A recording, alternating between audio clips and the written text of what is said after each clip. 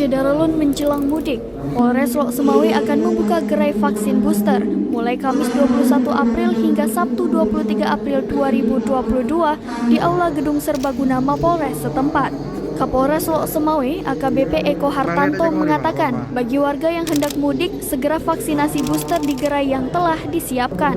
Pelayanan vaksinasi hingga malam hari juga telah disiapkan gerai di sejumlah masjid untuk memudahkan masyarakat mendapatkan dosis vaksin. Kapolres Lok Sumawe juga menggandeng MPU Kota Lok Sumawe, MPU Aceh Utara, PCNU Kota Lok Sumawe, dan PCNU Aceh Utara untuk mendukung program vaksinasi booster tersebut. 2 titik lokasi vaksin yaitu Lapangan Hira Kecamatan Banda Sakti dan Mapolres Lok Sumawe Kecamatan Muara II.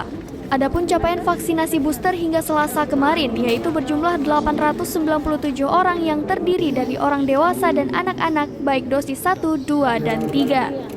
Terkait hal tersebut, jajaran Polres Lok Sumawe terus menggenjot percepatan peningkatan kualitas kekebalan komunal dengan menggelar vaksinasi malam hari. Dari Lok Sumawe, Zaki Mubarak, Serambi On TV.